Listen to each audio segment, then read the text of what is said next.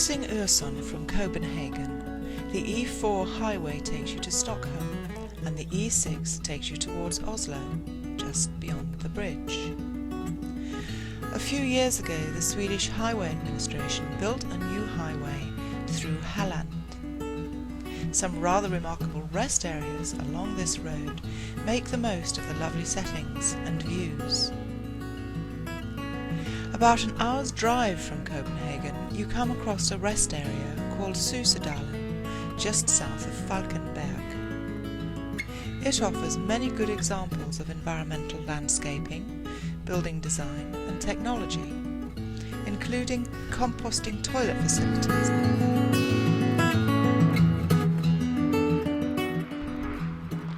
A modern highway cuts through the landscape dramatically. The impact on the environment comes in several forms. It impacts wildlife and migration. It impacts the senses affecting what we hear, see, feel and smell, and highways can be major polluters.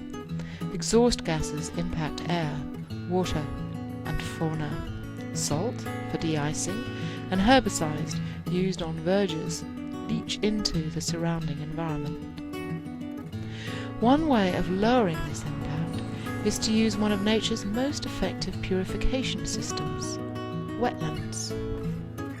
This stretch of highway has so-called constructed wetlands alongside the roads, catching the runoff from the road surface, routing it through a system of streams, marshland, ponds and waterfalls to restore oxygen content to the water before it re-enters rivers and lakes.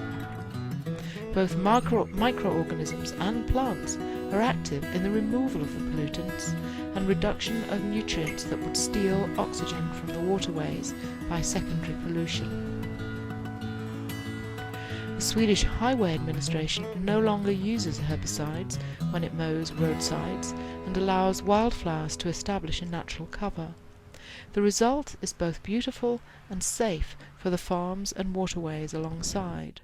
Many of the roadsides are covered by multicoloured lupins and other wildflowers that thrive after the first mowing. New highways in Sweden now allow for animal passage through several underpasses as well. A change in scenery is inevitable when a highway is built, but new construction of both highways and rest areas can at least be nicely integrated into the environment. Susedalen has been a success in this regard. Both buildings and grounds are greatly appreciated. The proof is that around 3 times as many people stop here than were anticipated based on standard calculations.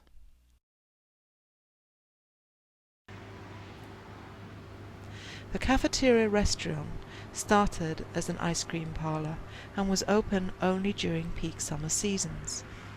This area was later glassed in and heated during the winter. It now serves coffee and sandwiches year-round. The restrooms are served by modern waterless composting toilets that treat all waste on site, require no flushing and, thanks to an efficient ventilation system integral to the design, are odor-free. The fixtures are rugged and resilient to the constant battering typical of public toilets. Since there's no water flushing, there is no flooding of the bathrooms, which cuts down on emergency maintenance and slipping accidents. The lack of odour also seems to inspire better care and less vandalism. The first part is the most interesting in terms of recycling nutrients and returning them to the land whence they came. 4/5 of the human waste is liquid, urine, and 3/4 of the nutrients excreted by humans is found in this liquid. If we wish to return these essential nutrients to the land, we need to offer farmers a fertilizer in as pure a form as we can. In this composting tank, urine seeps through a filter bed and becomes both odour and bacteria free in a process called nitrification.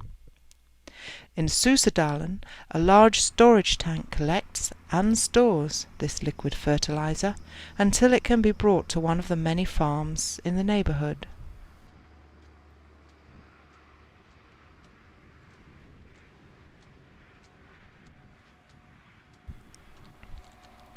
The second part of the process shrinks the solid toilet waste and paper into a very small, mineralized soil.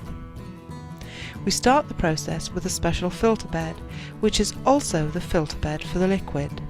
The waste accumulated during the most recent year dominates the volume in the process tank. The older waste volume becomes less and less significant with age. For each passing year, the wastes shrink. After 5 to 10 years, only a few % remain of the original volume.